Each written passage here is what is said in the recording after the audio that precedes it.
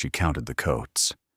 That was how she survived the first 5 minutes, pressing herself against the back wall of the hotel storage closet, surrounded by the dry cleaning smell of other people's garments, and counting. 12 coats, 3 staff jackets, 1 umbrella someone had left behind and never claimed. Outside the door, the bar hummed with Friday night noise, laughter, the clink of crystal, a piano playing something slow and expensive. And somewhere in that noise was Marcus.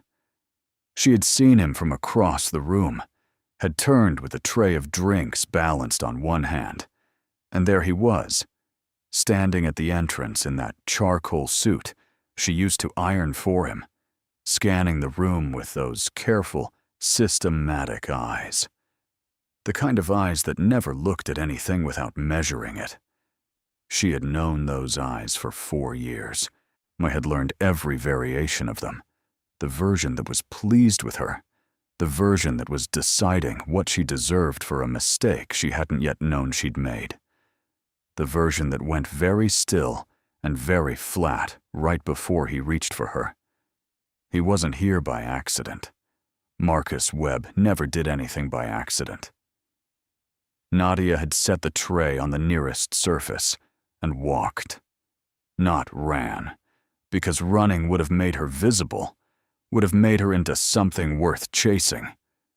She had pushed through the service door and turned left down the corridor that smelled like industrial cleaner, and something beneath it, something chemical and close, and she had pulled open the first door she found and pressed herself inside and stood in the dark among the coats, with her heart trying to tear its way out of her chest.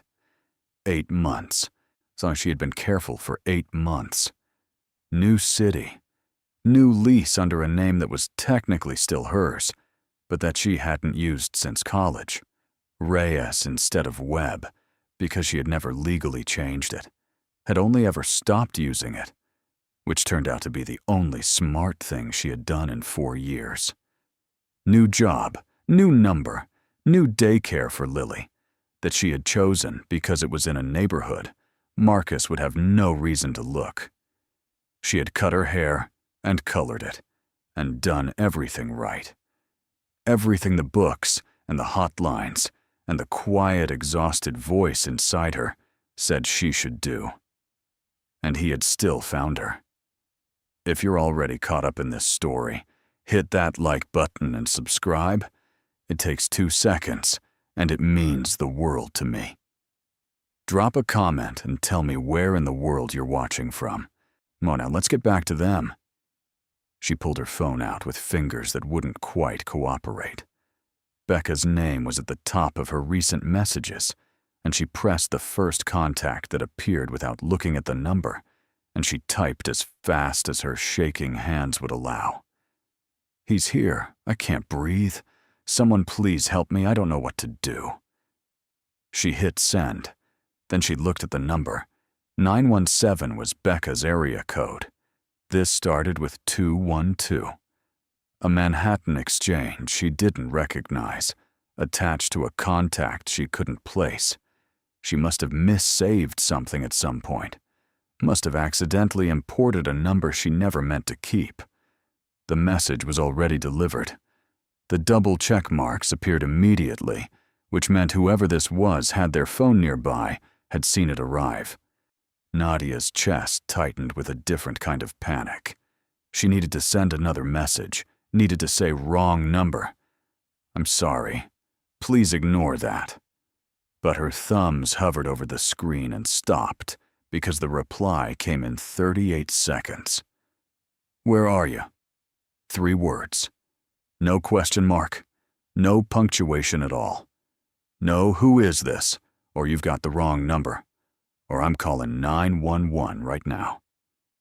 Just 3 words that sounded less like a question and more like the beginning of a plan. Nadia stared at the screen in the dark. The piano outside had shifted to something faster. She could hear a burst of laughter from the bar, loud enough to carry through the door. She typed back before she could stop herself. Hotel Alderon, storage closet near the service corridor on the east side. There's a man in the bar who has been. She stopped. She was typing her location to a stranger. She was telling someone she had never met that she was hiding, that there was a man she was hiding from, and she was doing it because 3 words from an unknown number had felt steadier than anything she had heard in 8 months. This was how horror movies started. This was precisely how horror movies started. Another message appeared. "Don't open that door." She almost laughed. She didn't. She pressed her back harder against the wall and watched the screen and waited. And in 30 seconds, the 3 dots appeared again. Is he someone who would hurt you if he found you? Not a question either. A statement waiting for confirmation. Nadia's throat closed. Yes. 1 word. The most honest word she had said to anyone since the night she had packed 1 bag while Marcus slept. I'd taken Lily from her crib without turning on the lights and driven out of the neighborhood on empty streets, going somewhere, anywhere, just away. The reply came immediately. "Stay where you are. Don't make a sound. I'll handle it. I'll handle it." As if he had any idea what he was handling.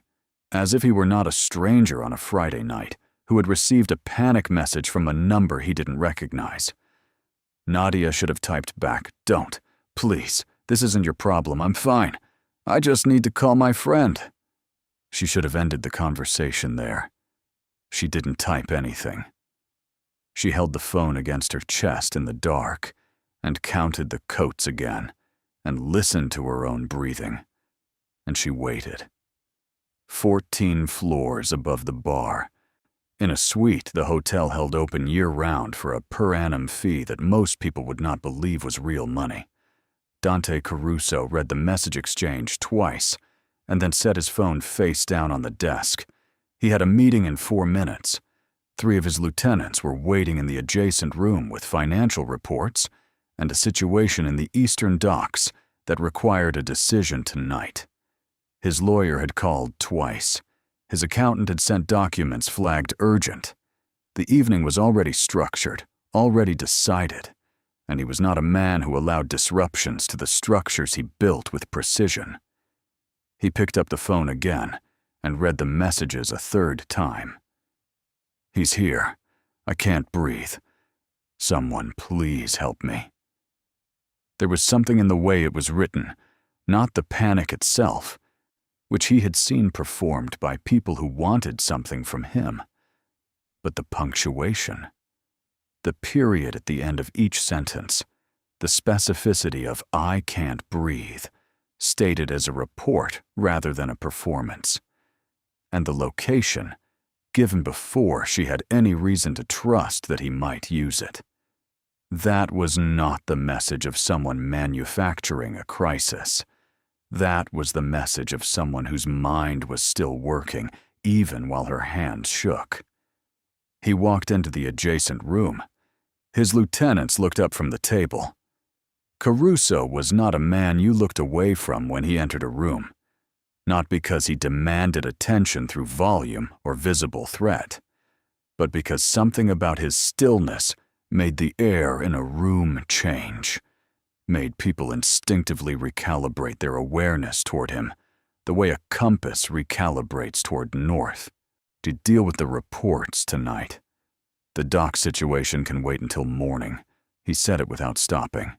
He was already moving toward the door. "Victor, come with me." Victor Salerno had worked for Dante for 11 years and had learned to recognize the specific temperature of a command that was not negotiable. He followed without a question. They took the private elevator to the ground floor and moved through the service corridor that ran behind the hotel's public spaces. Dante knew the layout because he always knew the layout of every building in which he spent regular time. Knowledge was the first and most enduring form of power. The hotel's general manager had understood this about him within their first conversation 3 years ago, and had responded by giving Dante a comprehensive tour and unrestricted access to anything he asked for.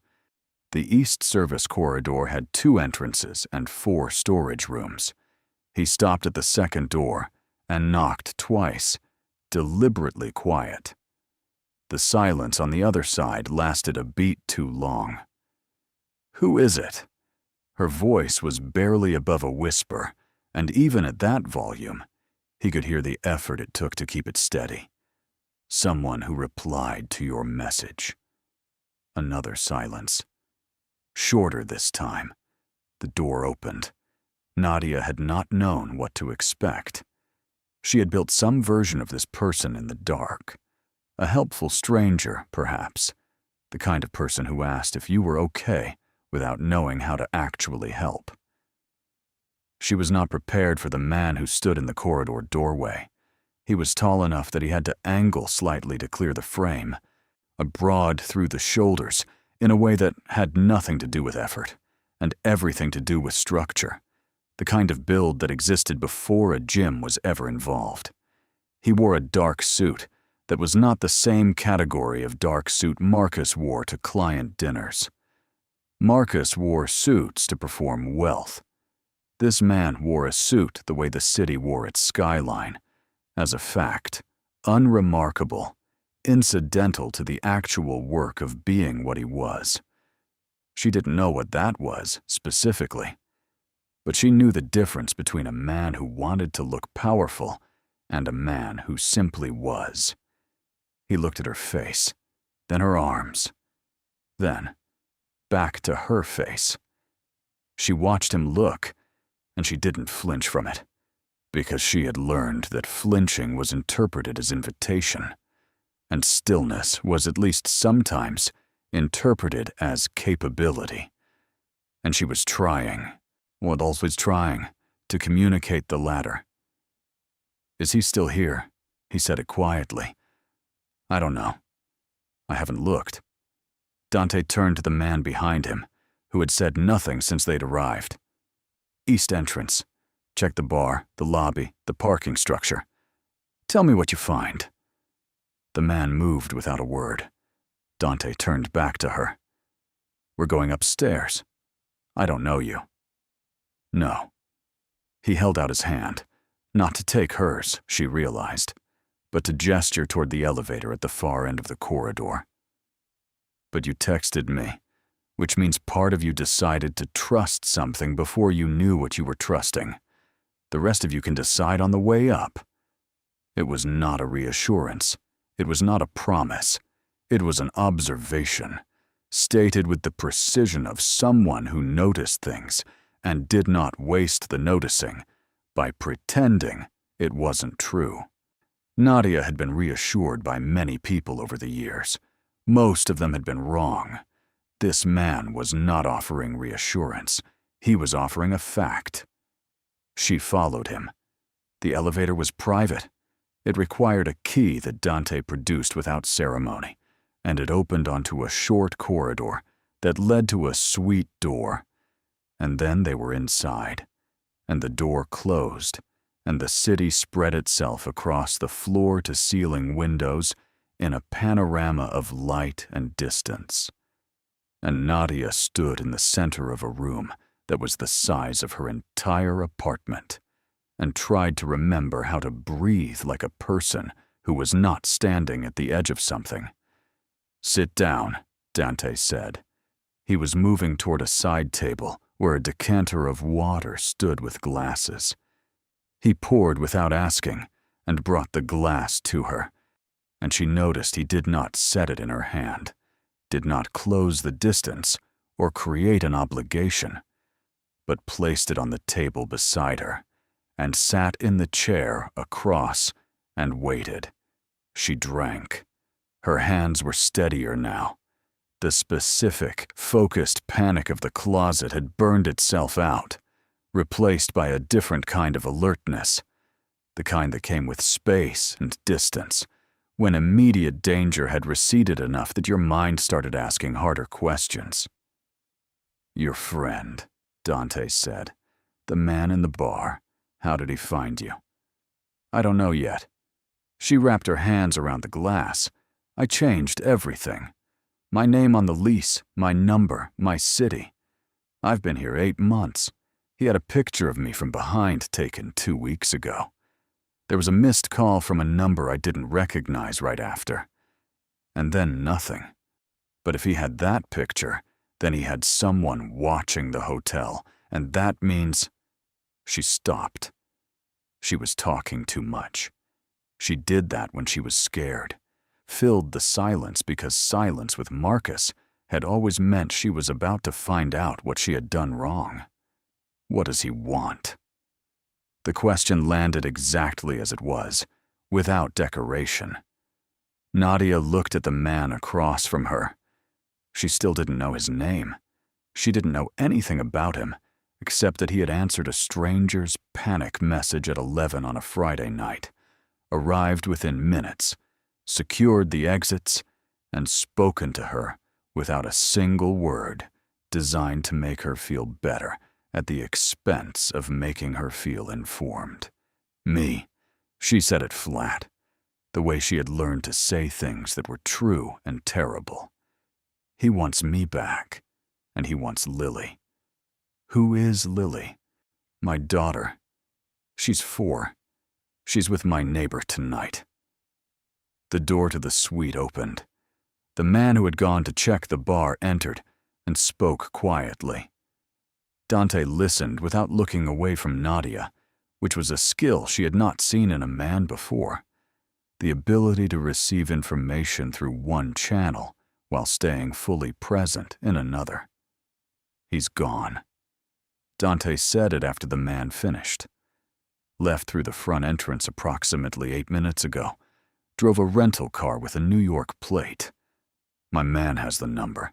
He's not in the building. Nadia let out a breath she had been holding, she realized, since the closet. That doesn't mean he's not watching the exits. No, it doesn't. Dante looked at her steadily. Which is why you won't leave through an exit he's watching. She told him the short version first, and because the short version was the one she had practiced, the one she gave to landlords and new employers, and the woman at the daycare intake, who had asked gently whether there was anyone they should know about in terms of who could and could not pick Lily up. Former partner.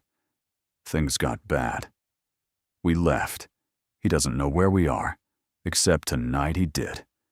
The long version lived in the spaces between the short version, in things she did not say in intake forms, and landlord applications, and careful conversations with people who were kind, but who could not afford to become involved in something they hadn't signed up for.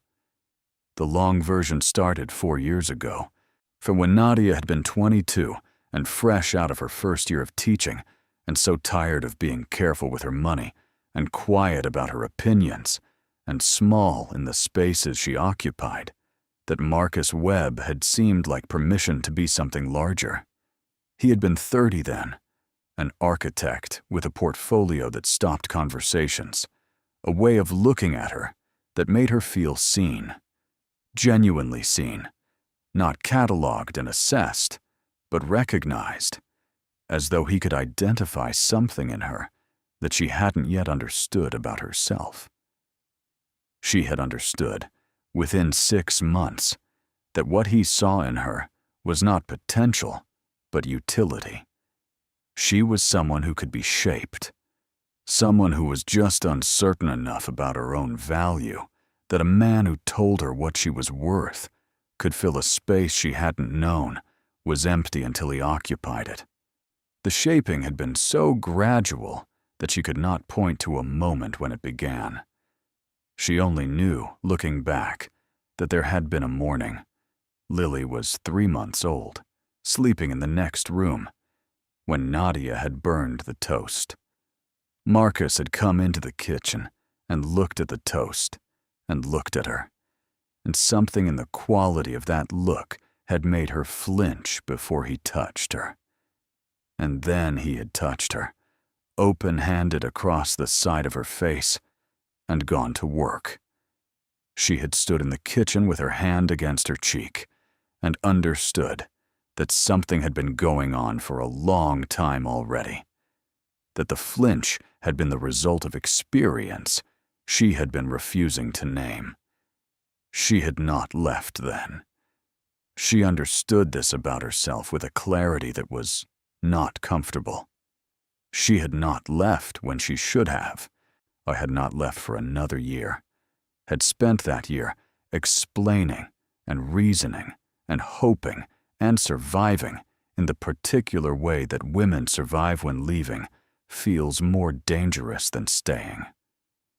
She had left on a Tuesday night in January, when Marcus had come home from a client dinner in a mood she had learned to read like weather, and she had made a small mistake, answered a question he hadn't finished asking. And what had happened after had left her on the kitchen floor, calculating whether the sound she heard when she breathed was a rib flexing or a rib broken. She had gotten up, had waited for him to sleep, had taken Lily from her crib, wrapped her in the blanket that went everywhere with her, put her in the car seat in the dark, and driven away from everything she had built in 4 years. Everything except the child who was the only thing in it that had ever truly been hers. She did not tell Dante all of this.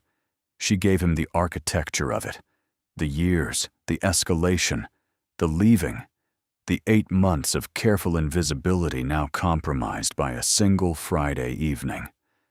She spoke without tears because she had learned that tears made people want to fix your emotional state before they helped you solve your actual problem. And right now, she needed someone to help her think. Dante listened without interrupting. When she finished, he was quiet for a moment. Not the silence of someone assembling sympathy, but the silence of someone processing information the way you process information when you intend to act on it. He has resources. He said it as a statement, not a question. More than I expected. He has money and contacts, and he's been looking for 8 months, which means he's committed, and he's not going to stop. Does he know about tonight? About where you went? I don't think so. He left before you arrived. But if he had someone watching, he'll know you were in the hotel. Dante stood. He moved to the window and looked out at the city, hands loose at his sides, and she had the impression of someone who had spent so much time looking at cities from above that he had developed a particular relationship with the distance.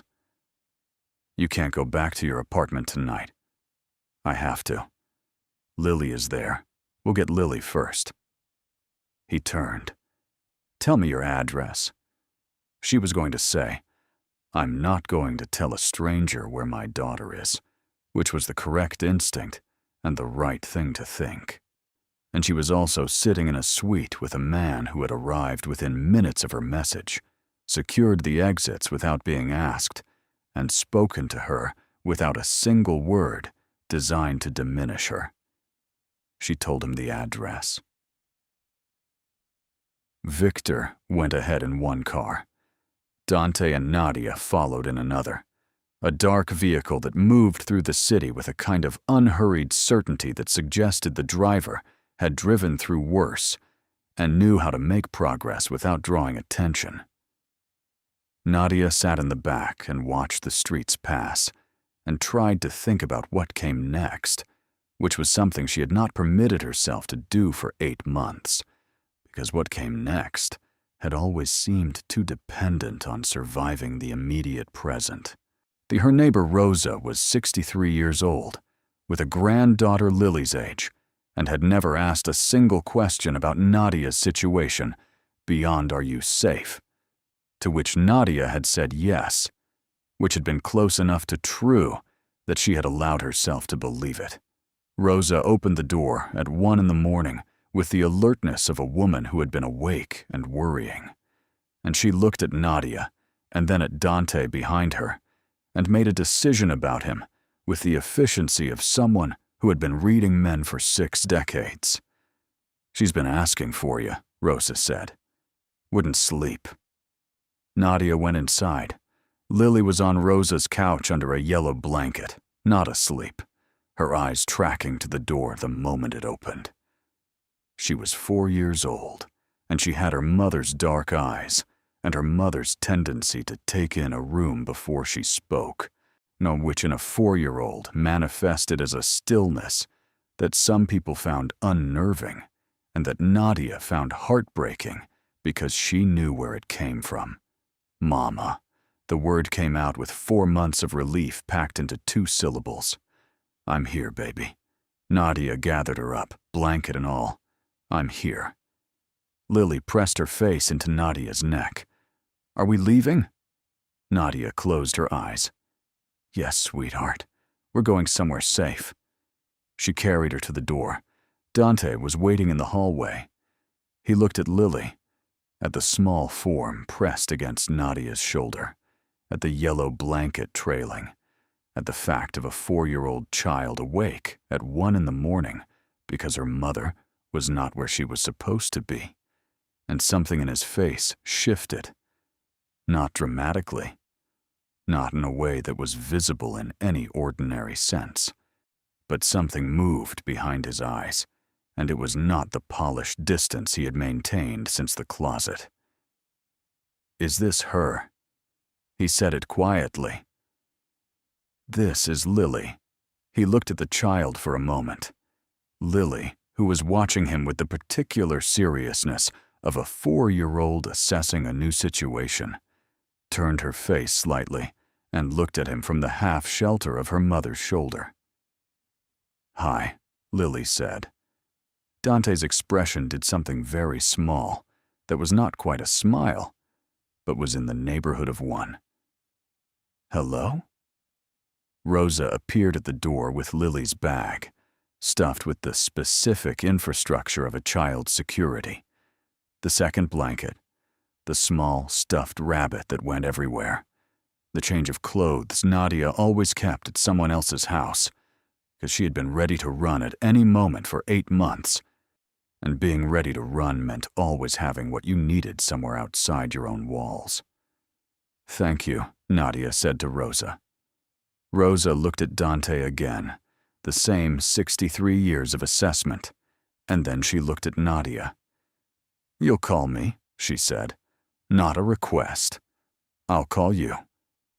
They went downstairs and into the car, and the city moved around them in its late-night version, quieter and stranger, the neon of bars giving way to the ambient glow of apartments, where people were sleeping, or almost sleeping, or awake with the particular insomnia of people who had things to worry about. Lily had put her thumb in her mouth, which she only did when exhausted, and her eyes were heavy against Nadia's shoulder. Where are we going? Nadia asked it quietly so as not to wake the child who was almost asleep. Dante looked at her from the front seat, saw somewhere he can't reach you tonight. And tomorrow. He didn't answer right away. She watched his profile against the passing lights, the line of his jaw, the steadiness of his gaze on the road. And she had the feeling, which she recognized as both foolish and persistent, that he was a man who did not make promises lightly, and would not make one he wasn't prepared to keep. Tomorrow we'll figure out what comes next, he said. The building they arrived at was a residential tower in a part of the city where quiet was a feature rather than an accident, where the lobbies had art on the walls and the security desk was staffed by 2 men who looked at Dante with the particular alert recognition of people who had been told to expect him. There was no conversation about check-in or availability. There was a nod, an elevator. A floor Nadia did not catch because Lily had finally fallen fully asleep against her shoulder, and she was focused on holding her at the exact angle that kept her there. The apartment was on the 12th floor, and it was the kind of apartment that existed in a category Nadia had read about but never entered.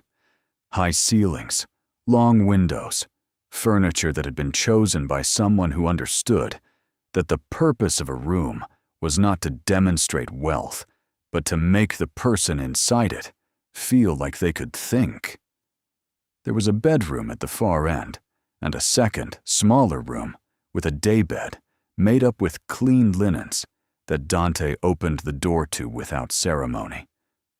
For her. He gestured toward the daybed. Nadia carried Lily in and settled her with the rabbit and the yellow blanket and the careful architecture of a child's sleeping arrangements.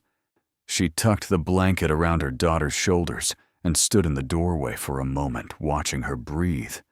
The deep, uncomplicated breathing of a 4-year-old who had processed the night's strangeness and set it aside in the way that children set things aside, not because they don't understand, but because they have an instinctive faith in the adults around them that adults themselves have almost entirely lost. She went back to the main room. Dante was standing at the kitchen counter with a glass of water. He set a second glass beside it and pushed it toward her without making the gesture into a performance of care. Just water on a counter, available if she wanted it. She wanted it. "Who are you?" She asked it, looking at the water. She had been wanting to ask it since the closet. Dante Caruso. She looked up. She knew the name. She knew it the way people who did not live in that world knew names like that. Ambient, contextual, the way you knew the name of a storm you had heard about without ever being in its path. His was the kind of name that appeared in financial news and occasionally in newspaper headlines, worded carefully to imply without stating. The kind of name that ended conversations in certain rooms when it was spoken. He watched her face while she processed it. He did not perform the name or wait for a response that confirmed he had impressed her. He just watched. "You should have told me that first." She said it steadily. "Would you have trusted me more?" She thought about it honestly. No. He nodded once, as if that were the correct answer. Nadia set the glass down. She looked at him across the counter. The apartment was quiet around them. It was just the low ambient sound of the city outside the windows, and in the next room, her daughter breathing, and between them the particular silence of two people who were standing in an unexpected place together and had not yet decided what it meant. "Why did you come?" She asked it carefully. He took a moment before answering, which she was beginning to understand was his way. He did not answer quickly. He answered when he had the right words. "I read your message," he said, "and I read what was underneath your message. Someone in that kind of fear doesn't text a stranger's number by accident unless something in them decided to reach for any possibility." He looked at her steadily. "I have the means to be a possibility worth reaching for." It seemed like the right thing to use it for. She didn't know what to say to that. Most things people said when they helped you were framed as favors, as sacrifices, as evidence of their own generosity. This was framed as none of those things. It was framed as a statement of how things had lined up tonight and what he had chosen to do about it. "You can sleep," he said. "I'll be here. Victor is outside the building. No one is getting to this floor tonight." He said it the way he said everything, not to comfort, but to inform. And somehow that was more comforting than comfort would have been. Nadia went to the second bedroom. She lay down on the side of the daybed that gave her a view of Lily, and she looked at her daughter's face in the dark and thought about Marcus standing in the bar in his charcoal suit, scanning the room with those measuring eyes. She thought about the message she had sent to the wrong number. She thought about 38 seconds and 3 words and a man who had arrived. She did not figure out what any of it meant. She was too tired for that. She fell asleep with her daughter's breath in her ears and the strange, fragile, possibly dangerous feeling that for the first time in 8 months, she was not the only person standing between Lily and the storm. She woke before Lily, which was unusual. Lily was customarily the first one up, with the pitiless energy of a 4-year-old whose sleeping needs had been fully met. But this morning, the apartment was quiet and gray with early light, and Nadia lay for a moment listening, cataloging. Not her apartment. Different ceiling. The rabbit was next to Lily's face. The yellow blanket was half on the floor. The events of the previous night assembled themselves in her mind with the particular lucidity of morning. The bar, the closet, the wrong number, the man who had come. She got up quietly and checked on Lily, who was deeply asleep, sprawled sideways across the daybed with the specific abandon of a child who had concluded that the current situation was safe enough to stop being vigilant in. Nadia straightened the blanket. The main room was empty. The glass she had drunk from was washed and upturned on the drying rack. The kitchen was otherwise exactly as it had been. The door to the primary bedroom was closed. On the kitchen counter was a coffee maker with a note propped against it, a single card with just a name on it, and on the back, in a hand that was spare and precise, "Coffee is ground and ready. Press start. Victor is outside if you need anything." She stared at the note. She pressed the button and stood at the counter while it ran, watching the light outside the windows go from gray to the pale gold of early Saturday, and she thought about what she was going to do. The immediate answer was nothing. She could not go back to her apartment, not yet. She could not go to work. She would need to call in, which was a problem she would address when it was a reasonable hour. She had Lily's bag, which had enough for a day. She had her phone and her wallet. She had the wrong number that had answered. The bedroom door opened without a sound.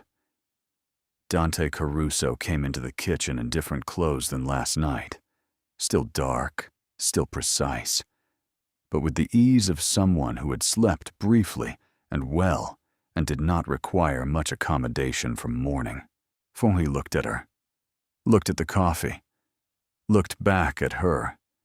She held up the coffee maker in lieu of a question. He crossed the kitchen and poured himself a cup and stood at the counter 3 feet from her and drank it, and neither of them said anything for a moment. "This is a strange situation," Nadia said finally. He looked at her. "Most situations are, if you look at them directly." She almost smiled. "Almost. Do you do this often? Help strangers who text the wrong number?" "No." "Then why?" She stopped herself, because she had already asked him this last night. She tried a different question. "What happens now?" Dante set his cup down on the counter. He turned to face her fully, and in the morning light she could see him more clearly than she had in the hotel suite. The precise structure of his face, and the gray eyes that were not cold exactly but were very still. The particular quality of someone who has decided something and is about to make it known. "I want to find out who Marcus Webb is." He said it with the same tone in which he'd told her Victor was outside. Informational, certain. "I want to know how he found you, who he's been using to look for you, what resources he has, and what he's planning. And then we'll know what we're dealing with." Nadia looked at him. "You don't need to do that." He looked at her steadily.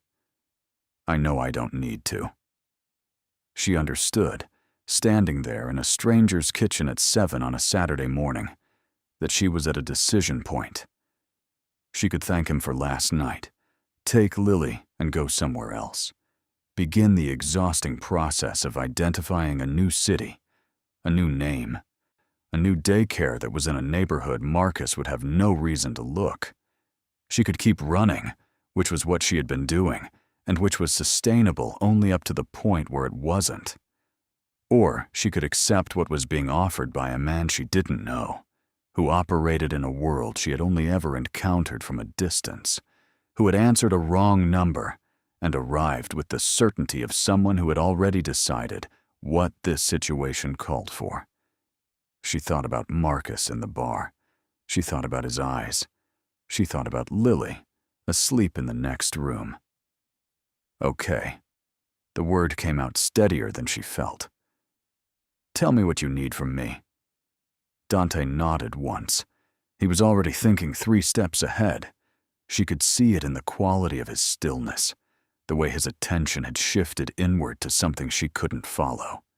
Whatever the plan was, he had begun building it. The way he had already built the arrival at the closet, the extraction, the car, this apartment. Mama. The voice came from the other room, with the clarion certainty of a 4-year-old who had finished sleeping and was ready for the day to begin. Nadia turned toward the sound. I'll make breakfast. Dante said it quietly, already moving toward the refrigerator.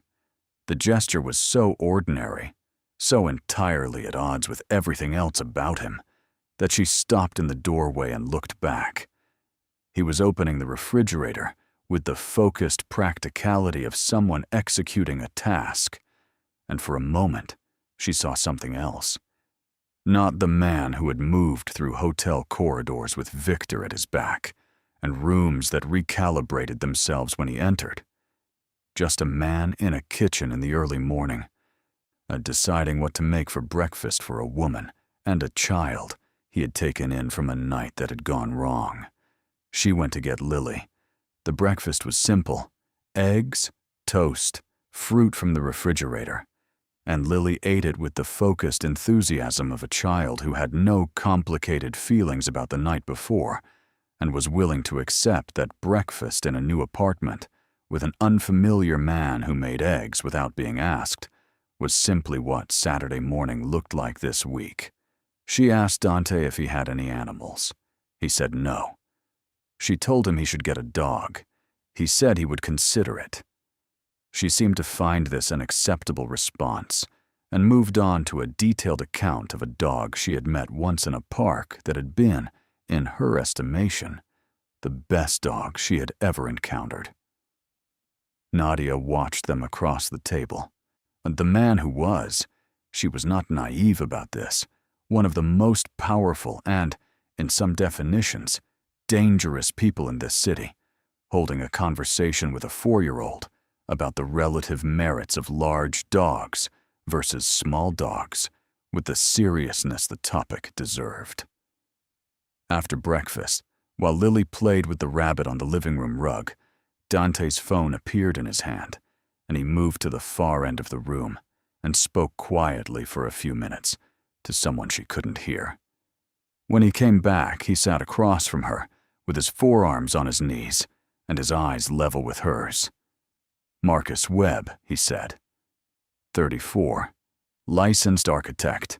Principal at Webb and Associates in New York. Minimal criminal record. One dismissed complaint from 6 years ago. Details sealed. He's been under informal review by the Domestic Crimes Unit for several months, but nothing has moved forward. He owns property in the city and on the coast and has approximately $8 million in verifiable assets. Dante paused. My people have found evidence that he retained 2 private investigators in the past 8 months, one in New York and one hired locally here 3 weeks ago. She absorbed this. 3 weeks ago. He had someone in this city 3 weeks ago. He had been closing in for 3 weeks and she hadn't known. She had thought she was safe. She had been buying herself groceries and taking Lily to the park and sleeping in her own apartment on the 4th floor with the lock she had installed herself. And Marcus had been 3 weeks behind her the whole time. So the picture he had from the hotel entrance. His local investigator has been covering several venues in the hospitality district, where someone matching your description might be employed. He's systematic. Dante looked at her. He's not going to stop. She already knew this. She had known it for 8 months in the abstract, had lived with it as a background radiation of knowledge that she managed by not looking at it directly. Hearing it stated as fact, as the conclusion of someone who had spent a phone call verifying what her body had known for nearly a year, it landed differently. "What do you do," she asked, "with people who don't stop?" Dante's eyes met hers and held, and she understood something about who he was that went beyond names and the ambient knowledge of what his name meant in certain rooms. She understood it in the specific way you understand a thing when you look at it directly, when the evidence of a person's character accumulates and arranges itself into something unmistakable. "I stop them," he said. Simple. Absolute. Delivered without theater. And Nadia, who had spent 4 years learning the cost of not being believed and 8 months managing terror alone, heard it and felt something in her chest that was too complicated and too new to name. But that was the opposite of alone. That was, for now, enough. Victor came into the apartment around 9 with the look of a man who had not slept and did not require sympathy about that fact. He spoke briefly with Dante in the kitchen and then was gone again. Nadia did not ask what had been said. She was beginning to understand that there were layers to what Dante was doing on her behalf that she would learn about in sequence, as he decided she needed to know them, and that pushing for information before he offered it was not the dynamic she was working with here. This did not bother her the way it would have with Marcus. With Marcus, information was a weapon. What she knew and what she didn't know was managed strategically, released in ways designed to keep her off balance, to ensure she never had enough context to make fully informed decisions. The things Marcus withheld from her were things he withheld because her knowing them would have made her harder to control. What Dante withheld felt different in its texture. It felt like the strategic management of a situation rather than the strategic management of a person. She was aware this was a distinction she was drawing with very little information. She was aware that a woman who had spent 4 years having her judgment shaped by someone who wanted to shape it needed to be careful about conclusions she reached too quickly about people who made her feel safe. She had felt safe once before. But she had also learned, in the 4 years and the 8 months, to distinguish between the feeling of safety and the evidence of it. And the evidence this morning was a man who had come to a hotel closet because someone had needed someone to come, who had organized the night with efficiency and no self-congratulation, who had made eggs for her daughter without being asked, and discussed the merits of large dogs with the seriousness the conversation deserved, who had given her information about Marcus as though she had a right to it, rather than parceling it out to control how she responded. That was evidence. She could work with evidence. She called her manager at the hotel at 10, said there had been a family situation, that she was not certain she would be in on Monday, that she was sorry for the short notice. Her manager responded in the carefully neutral voice of a man who did not ask questions that might require him to do something about the answers. She thanked him and hung up. She found Dante in the study off the main room, at a desk with papers and a laptop, and the particular focused stillness of someone working through a problem with his whole attention. He looked up when she knocked on the open door. "I called out of work," she said, in case it mattered logistically. He nodded. "Can I ask you something?" He waited, which she was beginning to recognize as his version of yes. "Why Lily and me?" She said it carefully. "You said you don't do this for people. What is it about this situation?" I need to understand." He looked at her for a moment, and she had the sense, which she'd had several times now, that he was deciding how to answer a question that had more than one true answer. "I had a sister," he said. He said it carefully, as though the words were something he had learned to carry without putting down. "She was in a situation like yours. I had the means to help her, and I was too certain she could handle it on her own, too."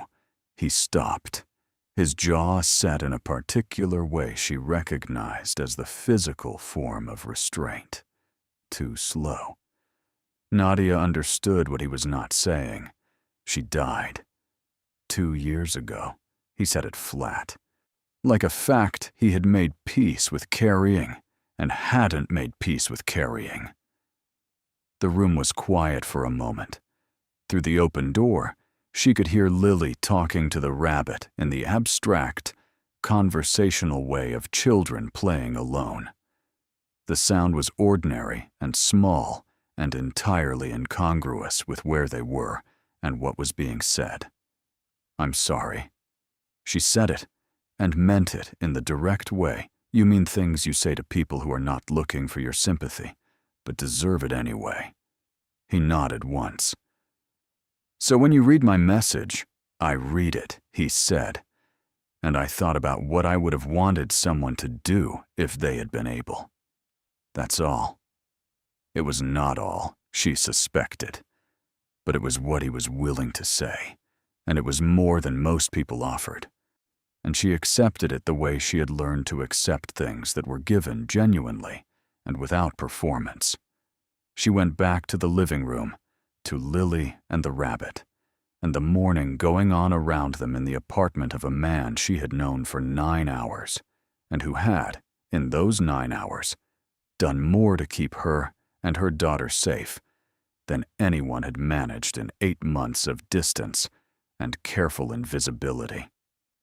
She sat on the floor with Lily, who immediately requested that Nadia play the role of a sea captain, and that the rabbit would be the crew, and that the rug was the ocean. Nadia agreed to the terms.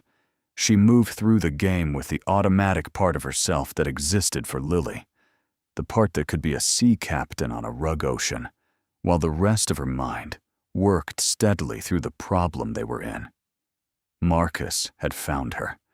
He had resources and patience and the particular determination of a man who had decided that the woman he had spent 4 years shaping was something that had gotten out of place, and he would not be satisfied with having seen her across a bar.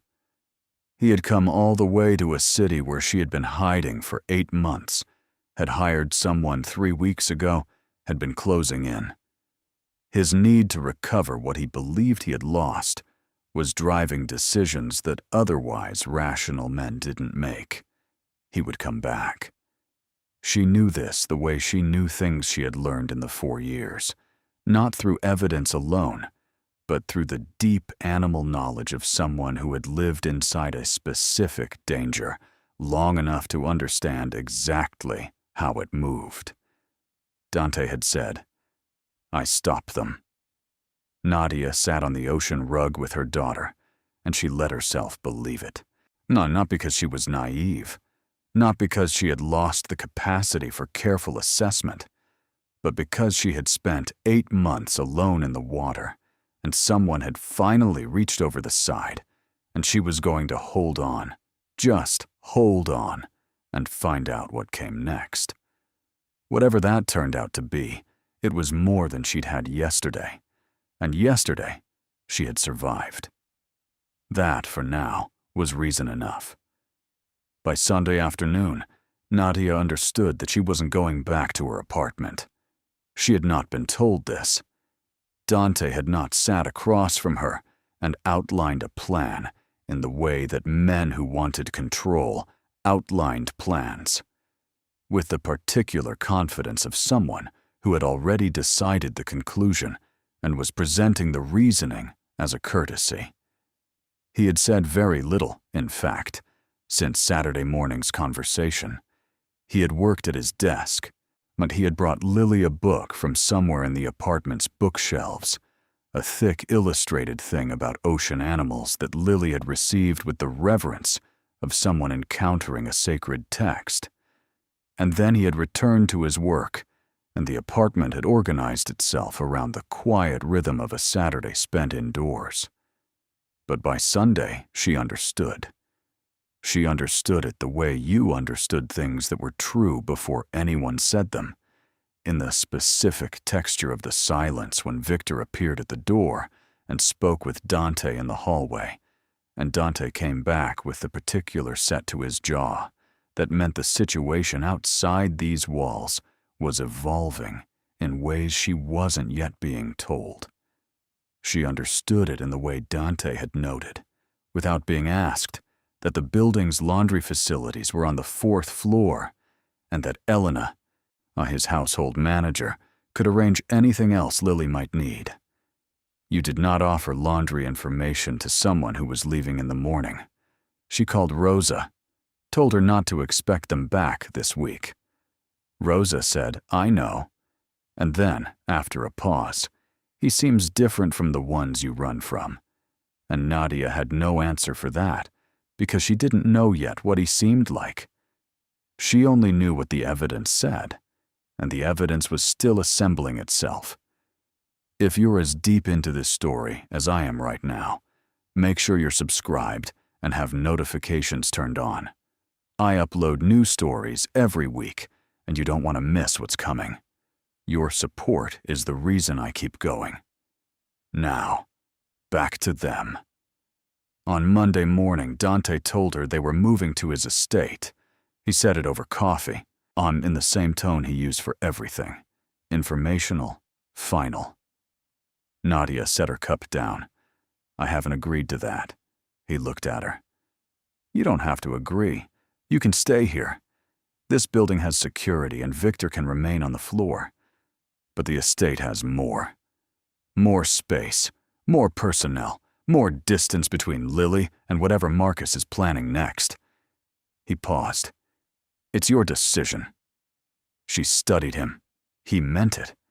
She could hear it, not in any softness, because he didn't have that particular register, but in the absence of pressure. He was stating options and their respective costs, the way someone stated options when they genuinely intended to abide by the answer. "What's Marcus planning next?" she asked. He pulled a folder from the desk, set it in front of her. She opened it. The first page was a profile she already knew the outline of: Marcus's name, his practice, his assets. The second page was the part she didn't know: a list of previous domestic violence complaints, going back further than she had understood. 3 women over a decade. The same pattern each time: initial complaint filed, then withdrawn. Names she didn't recognize. Lives she had never been shown. Below that, notes from a conversation Dante's people had conducted with a woman named Claire Osei, who had lived with Marcus 6 years ago, and who had, the notes were careful, precise, clinical, required hospitalization following an incident that Marcus had described to emergency services as a fall. Claire had not corrected him. She had been too afraid. Nadia closed the folder. She put her hand flat on top of it, as though she could hold the weight of it down. "He's done this before," she said, "to other women." Yes. And they all withdrew. None of them went forward. He has money, and he has lawyers, and he has the particular skill, Dante said quietly, of making women believe that the risk of speaking is greater than the risk of staying quiet. He looked at her steadily. "You left. That makes you different from the others. It also makes you the one he's most determined to recover." She already knew this. She had known it in the specific cellular way of someone who has been told enough times, in enough variations, that leaving is the most dangerous thing they could do. She had left anyway. She had left, and she had been right to leave. And she was still, 8 months later, paying the cost of it. She closed her eyes for a moment. For when she opened them, she looked at the folder and then at Dante. "Okay," she said. The estate. The estate was 40 minutes from the city on roads that thinned from highway to residential to a private lane bordered by old trees that met overhead and made the light come through in pieces. The gates were iron and the security was not visible, which Nadia had learned meant it was everywhere. The house itself was stone and glass and possessed the specific architectural confidence of a building that had nothing to prove, no decorative excess, no performed grandeur, just the clean certainty of structure built to last. Lily pressed her face against the car window. "Are we going to live here?" "Just for a while, sweetheart. Is it a castle?" "Sort of." Nadia looked at her daughter's reflected face in the glass, the wide eyes, the unbothered fascination. "It's a house, a big one." Lily appeared to be running calculations. "Does the man with the gray eyes live here?" "Yes." "Does he have a dog yet?" "Not yet." "He should get one," Lily said, with the finality of someone who considered the matter settled. A woman named Elena met them at the door. She was 50 and brisk, and looked at Lily with the particular warmth of someone who had spent considerable time around children and never quite stopped preferring their company to adults. She showed them to the east wing, a suite with 2 bedrooms connected by a shared sitting room, the kind of space that had been made into a home by someone who understood that the difference between a room and a sanctuary was in the details. There were books on the shelves in the sitting room that had been chosen, she realized when she looked closely, for a 4-year-old. There were fresh flowers on the windowsill.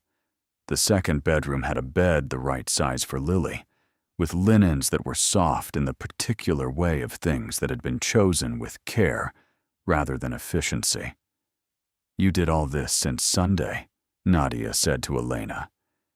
Elena looked at her with the neutral expression of someone who knew better than to acknowledge the implications of that. "Mr. Caruso mentioned you'd be arriving." She set a key card on the dresser. "This locks from the inside. The code for the outside is your choice." She paused. "Dinner is at 7 if you'd like to join him. If you'd prefer to eat in the suite, just call down and I'll send something up." After she left, Nadia stood in the center of the sitting room and looked at the books on the shelves. Board books she recognized. On a few early chapter books she had not yet introduced Lily to but had intended to. One illustrated encyclopedia of birds that she had mentioned, weeks ago in a different life, that she had loved as a child. She had not mentioned it to Dante. She had not mentioned it to anyone in this city. It was the kind of detail that lived in the memory of someone who had been paying attention to the person she was rather than to the person she was pretending to be. She didn't know what to do with that. She filed it in the same place she was filing everything she didn't yet know what to do with, and she went to help Lily unpack the rabbit. Dante's world, she came to understand, over the first days at the estate, operated in layers. The layer she could see, a legitimate businessman with financial interests across the city, and, it appeared, well beyond it. Conference calls she could hear murmuring behind closed study doors. Men who came and went with the purposeful efficiency of people whose time was expensive. A lawyer named Giordano, who appeared on Tuesday and stayed for 3 hours and left with a briefcase that had not been there when he arrived. The layer she could not see but could infer. The other conversations. The ones that happened in rooms she was not near, and on phones that were not the ones sitting on the kitchen counter. The particular quality of stillness in the house at 2 in the morning when she had gotten up for water and heard, from the study below. The low, precise cadence of Dante's voice speaking in Italian to someone who was, she understood by the pauses, speaking back with urgency. She did not ask about the layer she could not see. And she was not naive enough to pretend it didn't exist, and she was not naive enough to pretend she had any right to it. What she had asked for, what she had accidentally, desperately asked for in a coat closet on a Friday night, was help. What she was receiving was help. The mechanism of it was not her business. The outcome was. On Wednesday evening, she came downstairs and found Dante in the kitchen with Lily. This was not something she had arranged or anticipated. Lily had slipped out of the suite while Nadia was on the phone with Becca, who had been given the edited version of events and was oscillating between relief and the particular anxiety of a friend who had not been told the whole truth and knew it. Nadia had spent 20 minutes trying to be honest without being terrifying, and when she came out of the bedroom, Lily was gone, for she found her on a stool at the kitchen island, gravely instructing Dante in the correct method for drawing a dog. Dante was at the counter with a notepad and a pen, and he was drawing a dog with the expression of someone who was bringing the same focus to this task that he brought to everything else: complete, undivided, unself-conscious. The dog was not good. It was, in the objective assessment of someone who had been an art teacher, quite bad. It had the proportions of something that had been assembled from approximate memory rather than observation, with legs that were too long in two different ways. Lily looked at it with the diplomatic gravity of a 4-year-old who had opinions and had also already understood that honesty required tact. "It's pretty good," she said, all in the tone of someone who meant it's pretty good for someone who has never tried before. Dante looked at the drawing, then at Lily, then at the drawing again. "It's terrible," he said. Lily appeared to find this very funny. She pressed her lips together in the particular way of a child trying not to laugh, which meant the laugh came out anyway. And then she said, "You have to try again," and slid the notepad toward him. Nadia stood in the doorway and watched him try again, watched the slight adjustment in his posture as Lily leaned over and pointed at the ear. "It goes like this." And the way he listened to her, with the same attention he gave to the things that mattered in his actual life, as though a 4-year-old's instruction in canine anatomy was receiving his full, unqualified regard. She stood there a moment longer than she needed to. Then she went to the refrigerator and got herself a glass of water, and said nothing, because there was nothing to say that wouldn't have made the moment into something it didn't need to be made into. On Thursday, Victor came with an update that Dante brought to her in the library after Lily was in bed. He sat across from her. She closed the book she was not really reading. "Marcus has been back to the hotel," Dante said. "He went to the bar on Tuesday and Wednesday evening. Both times he stayed for approximately 2 hours, watching the staff. He's looking for you." His local investigator has been covering 2 other hotels in the hospitality district, cross-referencing shift schedules against the description he has. She absorbed this. "He's being systematic. He's being patient," Dante said. "Which is more dangerous." He paused. "We've had a conversation with the investigator." "What kind of conversation?"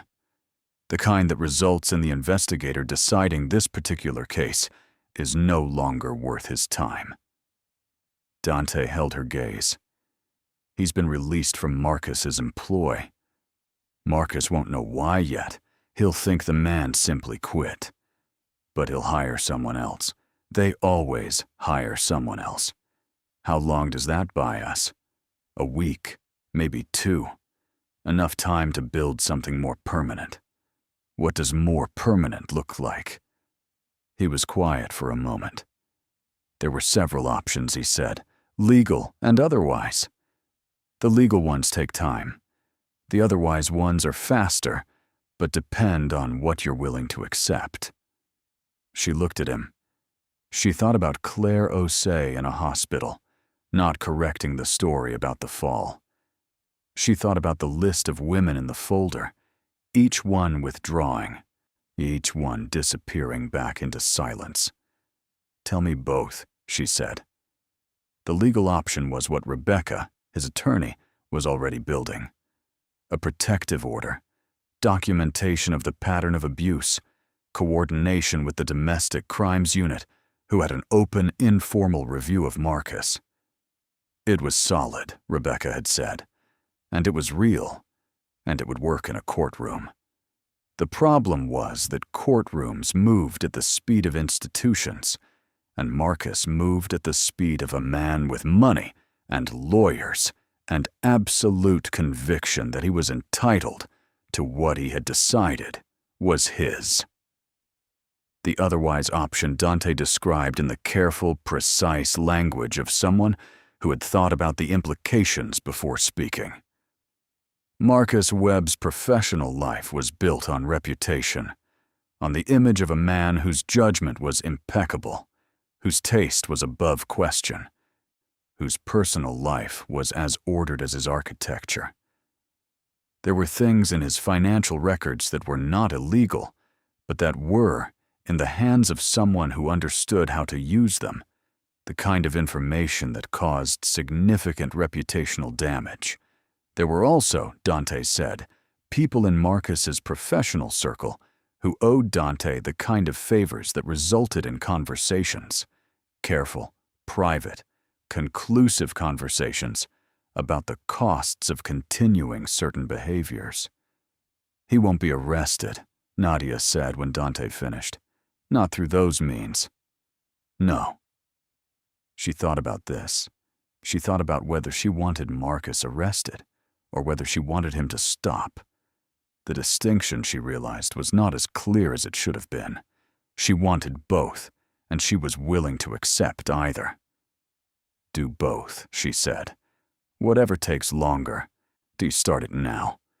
Whatever's faster, do it in a way that doesn't come back to Lily. Dante nodded. Is there anything else I should know? He held her gaze for a moment. One more thing. One of the women in that folder, the one named Claire, has agreed to speak to our attorney. She's been waiting, he said quietly, for someone to make her feel like it was safe enough to speak. We gave her that assurance this week. Nadia felt something move in her chest. She wasn't alone either. No, she wasn't. They sat in the library for a moment in the particular silence of two people who had said what needed to be said and were now sitting with the weight of it. The fire had burned low. Outside the windows, the estate grounds were dark, the security perimeter invisible from in here, which was the point. She said, "Your sister. What was her name?" He looked at her. A pause, the kind that was not reluctance, but care. Sophia. Was she like you? The corner of his mouth did something very small. Not at all. She was... He stopped, considered. She was the person in the family who believed things would work out. She was certain of it in a way I never was. Argued with me about it constantly. Said I made the world smaller than it was by assuming the worst. Was she right? About some things. He looked at the fire. She was right that some people were genuinely good, and that I consistently underestimated how many. She was wrong that being right about that protected you from the ones who weren't. Nadia looked at the fire too. I used to think I was a good judge of people. I used to think I could read a room, read a person. She shook her head. Marcus spent 4 years proving that I couldn't. What, he had 4 years of practice at misleading you. That's not the same as you being a poor judge. It feels the same. I know. He said it simply, without rushing past it. But the evidence disagrees. You read the situation clearly enough to leave. You read it clearly enough to know that running alone was sustainable only up to a point. And you read, he stopped. What? He met her eyes. You read a wrong number text message from a stranger, and you made a decision about whether to trust it. He paused. You were right. She looked at him for a long moment. He held the look with the same steadiness he held everything. You're not what I expected, she said finally. What did you expect? I don't know. Something colder. Something that used the power more obviously. The power is more effective when it's not obvious. He said it without self-satisfaction, just as a fact he had arrived at through considerable experience. Obvious power makes people afraid. What I want is to make things safe. Those are different outcomes. She thought about Marcus, who had made his power very obvious, who had used it loudly and specifically, who had considered obvious power to be the point. Yes, she said. They are. She said goodnight and went upstairs, and she lay in the dark in the room that had been arranged for her, with the flowers on the windowsill and the lock she had set herself and the sounds of the estate quiet around her. And she thought about what Dante had said. You were right. She had not been told she was right about anything in 4 years. She had been told she was wrong about what she thought, what she felt, what she saw with her own eyes. And she had been corrected and redirected and slowly educated in the particular curriculum of someone who needed her uncertain. She was right. She fell asleep with that thought, and for the second time in a week, she did not dream about Marcus. Friday brought Enzo Ferraro. He arrived without announcement at 9 in the morning, which told Nadia something about his relationship with Dante, that he was old enough in it to arrive without announcement, and comfortable enough to treat the estate as a place he had a right to enter. He was 60 or near it, silver-haired, dressed in a suit that was 20 years out of fashion, and worn with complete indifference to that fact. He had the particular ease of someone who had been in this world long enough that it no longer required him to perform anything. He found Dante in the study, and the door closed. Nadia was in the sitting room of the East Wing, reading to Lily, when she heard them move from the study to the hallway. She was not trying to listen, but the hallway carried sound in a way the study did not, and she heard fragments without wanting to. Enzo's voice first, making yourself a target over a domestic situation, Dante. I've known you 20 years. This isn't like you. And then Dante, quietly and with absolute finality. She's under my protection.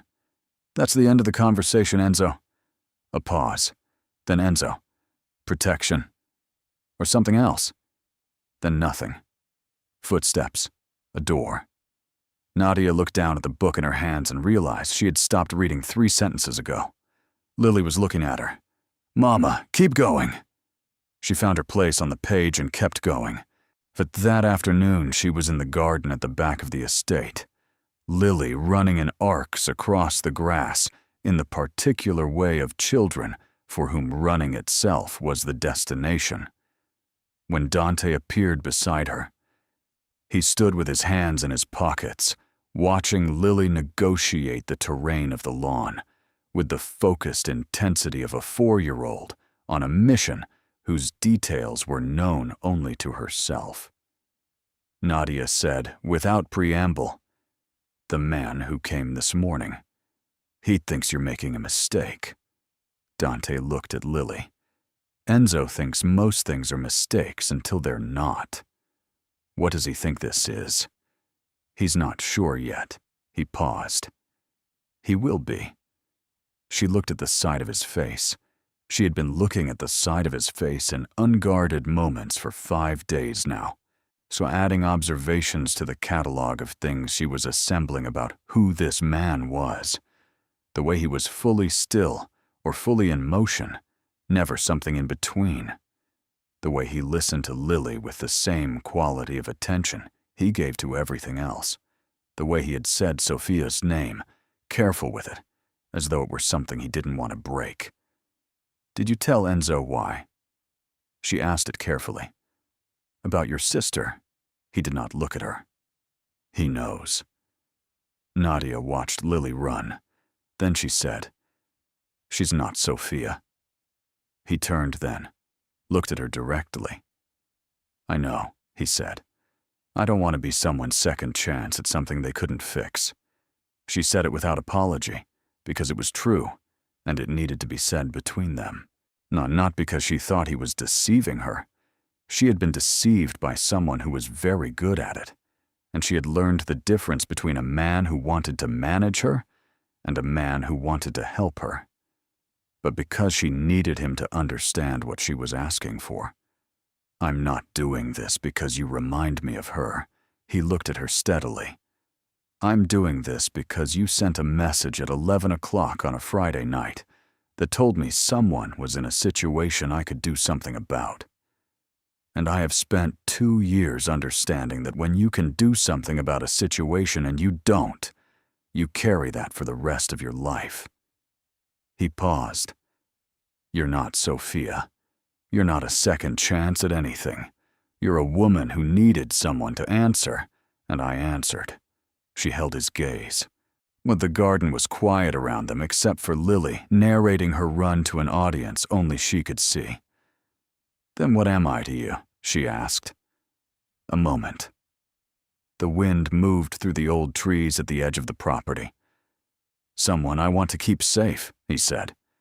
And then, quieter. "Someone I'd like to know, when the situation isn't this." She looked away first. Back to Lily, who had stopped running and was now examining something on the ground with intense scientific curiosity. A beetle, perhaps, or a stone, or one of the 1,000 things that were discoveries to her. "Okay," Nadia said. She said it simply, the way she had learned to say things she meant. On Saturday, Marcus Webb flew back to New York. Victor told Dante at 7 in the morning. Nadia was still asleep.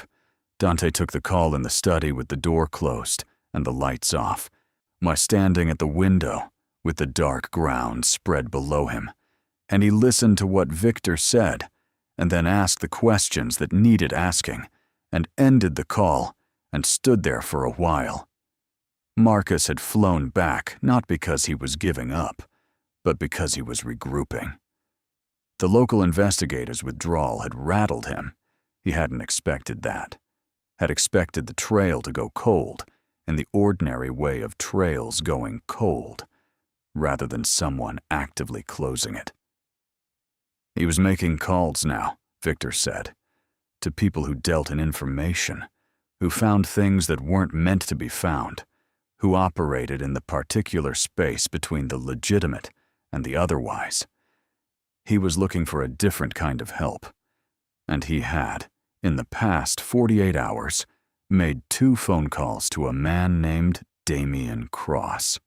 Cross was not someone Marcus Webb should have known how to reach. He was not in the world of licensed PIS and background check companies and the legitimate machinery of locating people who didn't want to be found.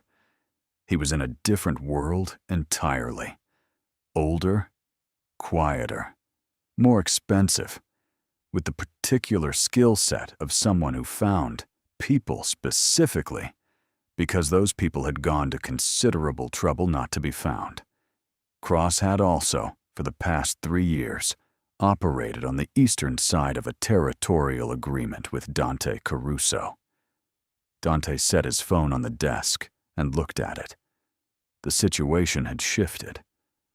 What had been a matter of a man with resources looking for a woman he believed was his had become something that touched the edges of Dante's own world, which meant it was no longer simply a matter of removing investigators and building legal cases and waiting for institutional processes to do their slow work.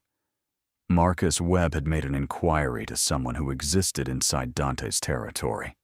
That was either a coincidence born of desperation, or it was something someone had pointed him toward. Either way, it required a response. He went upstairs. He knocked once on the door of the East Wing sitting room. It was Lily who opened it, in pajamas with the rabbit under one arm, looking up at him with the gravity of someone for whom early morning visitors were not unusual, because in Lily's 4 years of life, very little had been allowed to be alarming. "Hi," Lily said. "Good morning. Is your mama awake? She's making her hair." Lily stepped back to allow him entry with the particular hospitality of a 4-year-old who had decided someone was acceptable. "Do you want to come in?" He came in. He sat in the armchair in the sitting room. Lily climbed onto the couch opposite and looked at him. "You look worried," she said. He looked at her. "I'm thinking." "That's the same face." She pulled the rabbit into her lap. "My mama makes the same face when she's thinking about something that's a problem." Nadia appeared in the doorway from the bedroom, her hair half arranged, and stopped when she saw him. She read his face in the way she had been reading faces for 4 years, with the honed precision of someone who had learned that the distance between a man's expression and his next action was the only information that had ever reliably kept her safe. "What happened?" she said, and he told her. All of it. Marcus's return to New York, the calls to Cross, what Cross was and what his presence in the situation meant. He told her the way he told her everything, completely, without softening the parts that were difficult, because she had asked to know the full picture, and he was going to give it to her. She sat on the couch next to Lily when he was done. Her hands were in her lap. "He's not just looking for me anymore," she said. "He's willing to go further than that."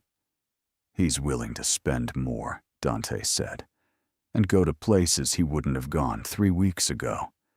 That's what desperation looks like in a man with money." He paused. "It also means the legal timeline needs to accelerate. Rebecca has been building the case quietly. I'm going to ask her to move faster. And Cross? I'll speak to Cross directly. He operates in my territory. He understands what that means." She looked at him. "You're going to tell him to turn Marcus down. I'm going to make it clear that this situation is mine to handle, which means no one in my territory works against it." Nadia was quiet for a moment. She was not looking at him. She was looking at Lily, who had become absorbed in rearranging the rabbit's ears and was humming something tuneless and satisfied to herself, entirely removed from the weight of the adult conversation happening around her. "He came all the way back," Nadia said quietly. "From New York. He was back here, and then he flew home, and now he's already making calls to come back again." She shook her head slightly, not with disbelief, but with the exhausted recognition of someone whose certainty had just been confirmed. "I knew he would. I told myself he would, and part of me hoped I was wrong." "You weren't wrong," Dante said it directly. "But being right about that means we can plan for it, rather than being surprised by it." She looked at him. "You keep doing that." "What?" "Taking the part that's frightening and making it into something I can use." He held her gaze. "Is that useful to you, or isn't it?" She considered it honestly. "Yes." She exhaled. "It is?" Lily looked up from the rabbit's ears. "Are we going to go to the garden today?" Nadia looked at her daughter. The morning light was coming through the sitting room windows, making the flowers on the windowsill bright. Outside, the grounds were quiet and green, and somewhere below them, Dante's world was moving through its careful paces, protecting the perimeter in ways Lily would never have cause to know about. "Yes, baby. We're going to the garden. Can he come?" Lily looked at Dante. "You didn't finish the dog." Dante looked at Lily. A pause. Then, "I'll finish the dog." Dante made 3 calls before breakfast. The first was to Rebecca, who said she understood the urgency and would file for the protective order by end of day Monday and accelerate her contact with the domestic crimes unit. The second was to Victor, with instructions for the surveillance on Marcus's movements to double: times, locations, contacts, anyone he met with, anyone he called. The third call was the one that mattered most. Cross answered on the second ring, which meant he'd been expecting the call. That told Dante something about how far along Marcus's inquiry had already progressed. He spoke to Cross for 6 minutes. He did not raise his voice. And he did not make threats in the explicit language of threats, because explicit language was for people who needed to be impressed, and Cross did not need to be impressed. He needed to be informed, clearly and without ambiguity, that the situation involving a woman currently under Dante Caruso's protection was not a situation Cross would involve himself in under any offer, from any source, at any price. Cross said he understood. Dante ended the call and went to finish the dog. He found Lily and Nadia already in the garden, Lily in a patch of sunlight, with the notepad from the kitchen. She had been drawing her own dog, which was, objectively, considerably better than his. He sat on the garden bench and accepted the notepad and the pen she held out, and he tried again. Nadia sat in the chair near the garden wall with a coffee cup and watched them. She did not say anything. She watched Lily explain the ears again. "They're round, not pointy," she said with patient authority, and watched Dante try the ears again with the focused seriousness of someone who had decided this was worth getting right. The dog was better. Not good, but better. Lily studied it. She made the diplomatic face. "It's pretty good," she said. Dante looked at it. He looked at Lily. His expression did the small thing it had been doing more frequently. Not quite a smile, but the territory adjacent to one. The territory that existed in a man who had spent a long time keeping his face arranged into something that gave nothing away, and was now in the company of a 4-year-old who did not care about his reputation, finding it harder to maintain. "She'll sleep through anything once she's down," Nadia said from the garden chair. "In case you needed to know." He looked at her. She looked back. There was something in her face that had not been there 5 days ago in the hotel suite. Not ease, exactly. She was not a woman who moved toward ease quickly, and he understood why, and he did not try to rush her there. But something quieter than the controlled alertness she had arrived with. Something that lived in the same neighborhood as beginning to believe that the ground under her feet was not about to change.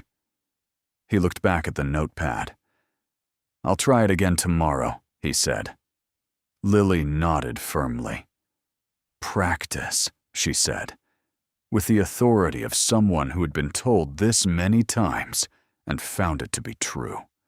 On Sunday evening, Nadia found Dante in the study for the second time that week, and this time she knocked and waited. "Come in," he said. She came in. She didn't sit. She stood in front of his desk with her arms crossed.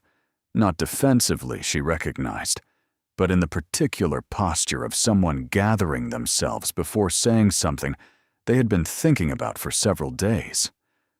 "I want to know what's going to happen," she said. "Not the general outline.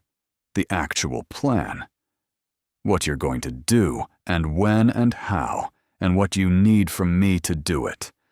I'm not going to be a person this happens to. I want to understand it while it's happening." He studied her. Then he set down what he was working on, and he told her. Rebecca would have the protective order filed by Tuesday. Marcus would be served, which would tell him that Nadia had legal representation and legal standing, and which would also tell him this was the part that mattered, that she had resources he hadn't anticipated.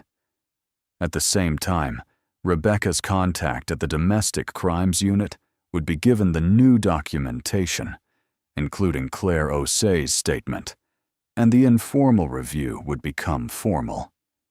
That created a different kind of pressure, institutional, public-facing, the kind that men like Marcus, who had spent their entire careers managing reputation, found harder to absorb than private threats. And in parallel, Dante said, I've had conversations this week with 3 people in Marcus's professional circle who have reason to care about what they're associated with. His largest current commission involves a city contract. The committee overseeing that contract has members who are very sensitive to the public profile of the people they work with. You're going to make it cost him in his work, in his reputation. That's where men like him live. She looked at him. Is that enough? Dante held her gaze. I don't know yet. It's enough for some. For others, it makes them more dangerous rather than less. We'll know which kind Marcus is by the end of this week. What happens if he's the second kind? Then we respond accordingly. She stood looking at him for a moment. The study was quiet around them, the fire low. The house settled into its Sunday night version of itself. What does accordingly mean? She asked it clearly, not as a challenge, but as a real question. It means, Dante said, that there are things I can do that exist outside the systems he believes he's operating within. He paused. I won't tell you the specifics, not because I don't trust you with them, but because what you don't specifically know, you can't be asked to account for. She thought about this.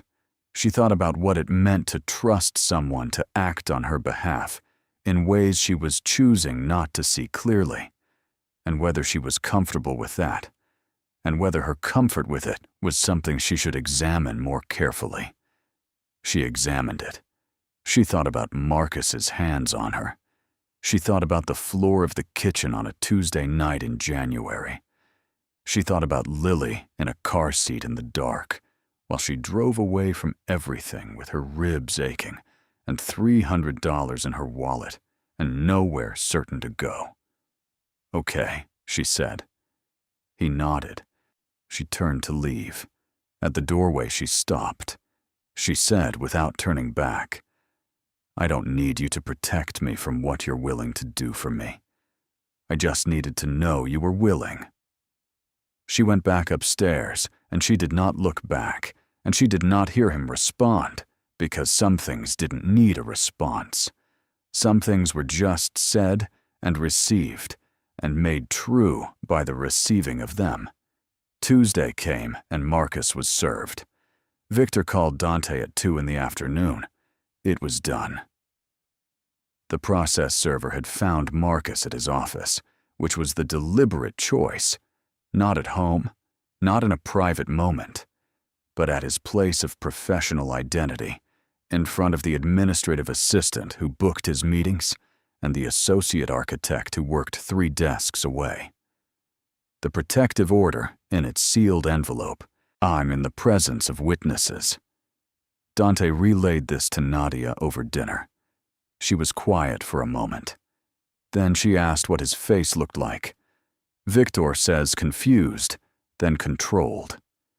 He's trained himself not to show things in public, but he made a call from his car immediately after. 45 minutes, same number. His lawyer. So he's going to fight it. He's going to try. The next morning brought news from the domestic crimes unit. The formal review was open. Claire Osei's statement had been logged. 2 additional women who had heard about the process were considering coming forward. The machinery of institutions was slow, as it always was, but it was moving. And then Thursday, at 11 at night, Marcus Webb drove to the city. Victor called it in at 11:40. Nadia was already asleep. Dante was in the study. He's not going to the hotel district, Victor said. He's heading east. Dante was already standing. How did he know to come east? He doesn't know exactly. But someone talked. One of the people we had conversations with this week, or one of Cross's people, or just someone who noticed something. He's driving the direction of the estate. He'll hit the residential district in about 15 minutes. He won't get through the gate, no, but he'll be on the road outside it. And if he stays there, if he calls someone, Dante was already on his second phone. Get 4 men to the gate, lights off, and get me Enzo. He did not wake Nadia. He would tell her in the morning, all of it exactly as it happened, because she had asked to know, and he would honor that. But there was nothing she could do tonight that his people could not do better. And there was a 4-year-old sleeping in the East Wing who did not need the particular terror of car headlights on a private road in the middle of the night. He went downstairs. The gate cameras showed Marcus's rental car idling on the road outside the estate for 22 minutes. During those 22 minutes, Dante stood in the security room with Victor and watched the feed and said nothing and felt the precise, cold clarity that came over him in moments of decision. The clarity that had seen him through every difficult negotiation, every territorial dispute, every moment where the choice between patience and action determined whether things resolved cleanly or did not resolve at all. Marcus did not get out of the car. He sat in it with the engine running, visible through the windshield on the gate camera as a shape behind glass. And Dante watched him sit there and understood exactly what he was doing. He was deciding. He was sitting in the dark outside the home of Dante Caruso, with the full and specific knowledge of what that name meant, because he had looked it up, because any man who had been served with a protective order and had then started making calls to people like Cross had done his research. And he was deciding whether the need to recover what he considered his was greater than the entirely rational fear of what sat between him and it. 22 minutes. Then the car moved, away from the gate, back toward the city. Dante watched the taillights disappear on the camera feed. He stood in the security room for another moment. Then he turned to Victor. He's past the point of backing down, but not yet past the point of calculation, Dante said. That makes him more dangerous than someone who's only afraid, and less dangerous than someone who stopped being afraid entirely. He picked up his phone. We need to accelerate. Whatever Rebecca needs to move the formal process forward, she gets it tonight. And I want to know every move Marcus makes from this point on. Every call, every meeting, every person he speaks to. Victor was already on the radio. Dante went back to the study. He sat in the dark for a while, not at the desk, but in the chair by the window, looking out at the dark grounds where the security team moved in invisible arcs through the trees. He thought about Nadia, asleep in the East Wing, about the lock she had set herself on the first night, the code she had chosen, about the way she had stood in his garden and said, "You keep taking the frightening thing and making it something I can use," about the specific quality of her voice when she had said, "I don't need you to protect me from what you're willing to do for me." He sat for a long while. Then he picked up his phone and made the call that moved things from the world of legal mechanisms and professional reputation into the older, quieter world that Marcus Webb did not know he had wandered into. The world where Dante Caruso's word was the last word, and where the thing that had been decided was decided completely. Marcus Webb had driven to the gate of the estate and sat outside it in the dark for 22 minutes. He had made his decision about what he was willing to do to recover what he believed was his. Dante had now made his. The reckoning was no longer a matter of when.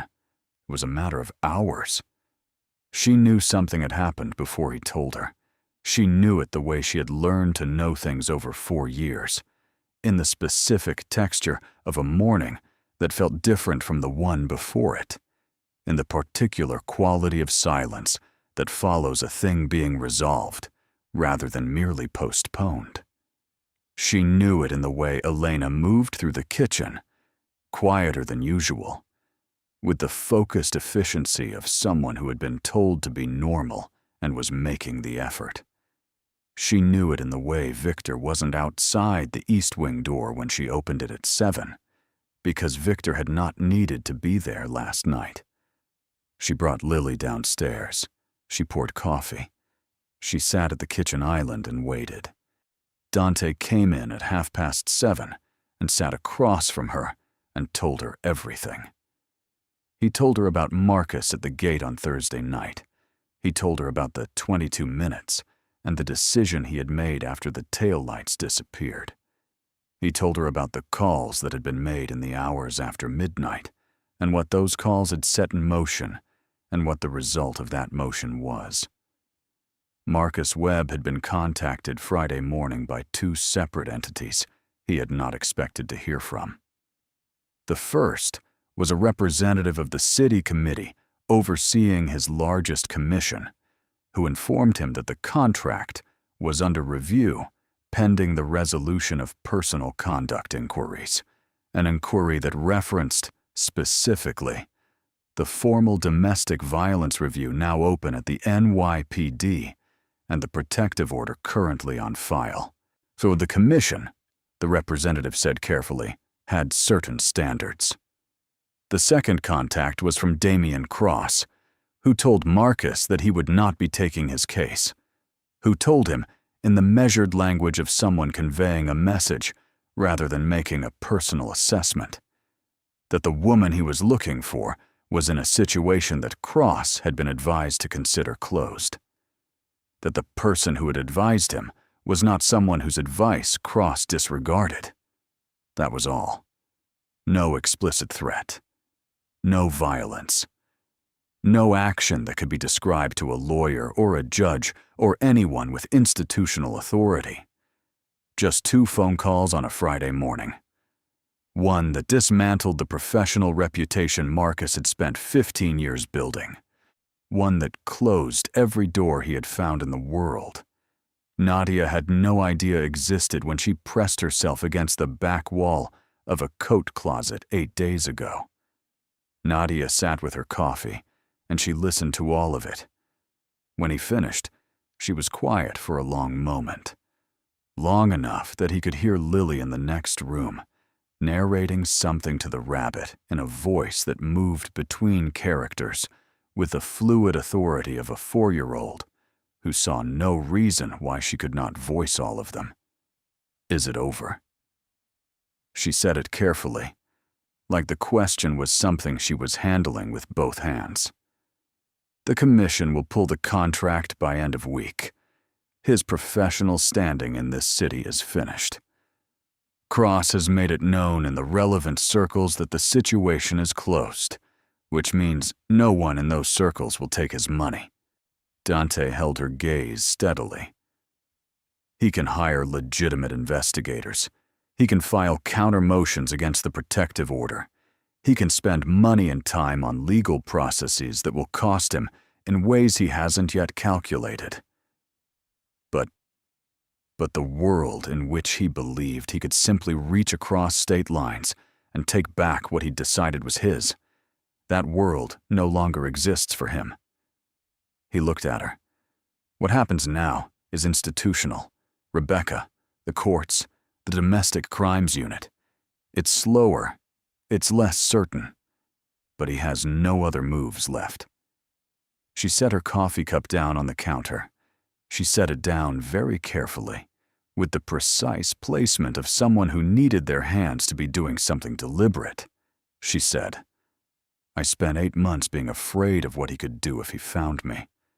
She said it quietly, not dramatically, just as a fact she was setting down alongside the cup. "And he found me. And now it's—" She stopped.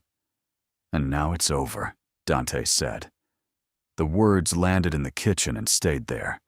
Outside the window, the morning was clear, the estate grounds visible in the early light, and somewhere beyond the gate, the city was doing what it always did, moving, accumulating, going about the ordinary business of being a city in which things happened that most people never knew about.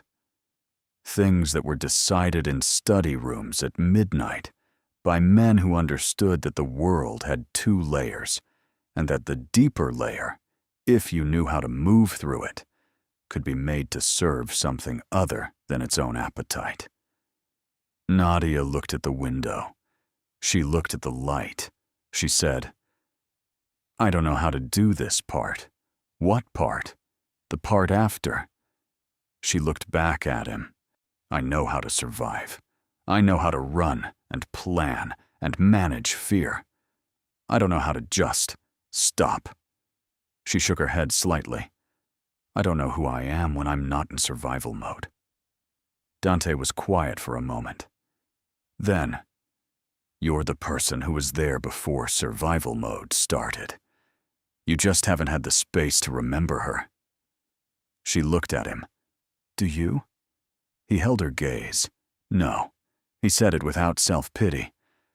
"But I'm working on it." She almost smiled. Almost. It reached her eyes this time. Lily found out that they were staying when Elena told her she could choose which color to paint the wall of her bedroom.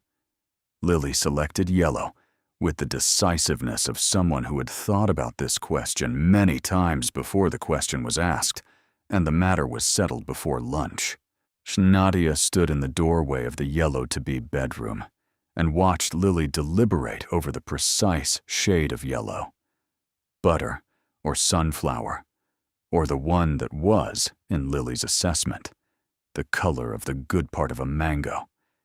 And she let herself feel the thing she had not been allowing herself to feel. Not relief, which was too simple. Something larger and more complicated. The specific weight of a burden laid down after so long that your body did not immediately know what to do without it. She had left with a bag and $300 and a 4-year-old who still didn't fully understand what they were leaving, only that they were going. And that going meant something serious, because her mother was very calm in the way she was calm when she was very afraid. She had built 8 months of invisible life out of nothing, and she had done it because Lily deserved safety more than Nadia deserved rest, and she had managed, and she had been proud of the managing even though no one had known there was anything to be proud of. And then she had hit the wrong number on a Friday night, and the managing had become something else. Had become something shared. She thought about what Dante had said. You were right. She thought about what he had said this morning. He has no other moves left. She thought about the yellow bedroom, the flowers on the windowsill, the dog that was getting incrementally better every day, drawn on the same notepad by a man who had decided it was worth getting right. The good part of a mango, Lily said, pointing to a paint chip. Nadia crossed the room and crouched beside her daughter. She looked at the paint chip. Yes, she said. That one. To that evening, after Lily was asleep, Nadia found Dante in the garden. He was standing near the low stone wall at the far edge of the grounds, looking out at nothing in particular, and she knew by the set of his shoulders that this was not planning or calculation, but something else. The particular stillness of a person who has finished something and is not yet sure what to do with the finishedness of it. She stood beside him. The night was cool and clear, the stars doing what they did over open space, becoming more of themselves, more numerous and more specific than they ever managed over the city. She said, "I want to ask you something, and I want you to answer me honestly, even if the answer is that you don't know yet." He looked at her. "What is this?" She said it simply, gesturing briefly between them. "Not what it is right now. In this situation, with all of this context. What it is underneath all of that." He was quiet for a moment. She let him be quiet because she had learned that his quiet was not evasion. It was precision. He did not answer until he had the right words, and he would not give her the wrong ones. "I don't know what to call it," he said finally. "I know that when I think about you leaving, when I think about you taking Lily and going back to your life without this." He stopped. He started again. "I've spent a long time building things, territory, money, structures that keep certain things in order. I've built all of it, and I have not once felt, while building it, that any of it was the point." He looked at her. This week, this specific, impractical, structurally inconvenient situation. He held her gaze. This felt like the point. She looked at him for a long moment. The stars above the estate were very bright. She said, "I'm not the same person I was 8 days ago. Neither am I. I'm not ready for something straightforward. I don't know if I know how to do straightforward. Nothing about either of us is straightforward." Dante looked at her with the gray eyes that had stopped being still when they looked at her. She had noticed this 3 days ago and had not said anything. "There is no version of this that is simple." He paused. "But I find that I don't care about simple." She looked out at the dark grounds, at the old trees at the edge of the property, at the light coming from the east wing window, where her daughter was sleeping in the bedroom that was going to be the color of the good part of a mango. "Me either," she said. She did not lean into him. He did not reach for her. That was not where they were yet, and they both understood it, and neither of them tried to rush past the understanding. But she stayed beside him, and he stayed beside her, and they stood in the garden in the cool night, and let the thing between them exist, without being named or claimed or resolved into anything it wasn't ready to be. Some things needed to be lived into, not decided, not constructed, just lived into, the way you lived into a space that was slowly becoming yours. That was enough. For tonight, it was more than enough. 3 weeks later, Marcus Webb withdrew his counter-motion against the protective order. His attorney filed the paperwork on a Wednesday morning without statement or elaboration. Rebecca called Nadia in the afternoon and told her, so Nadia sat in the sitting room of the East Wing with the phone in her lap for a long moment after the call ended. Elena appeared with tea she had not asked for. Set it on the table.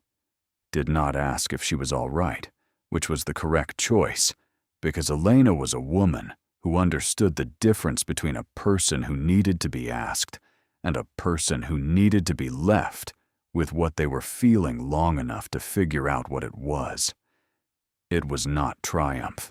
She had thought it might be triumph. What it was something quieter. The specific sensation of a weight leaving the body so gradually over so many days that you do not notice the leaving until one day you reach for the weight and it is not there.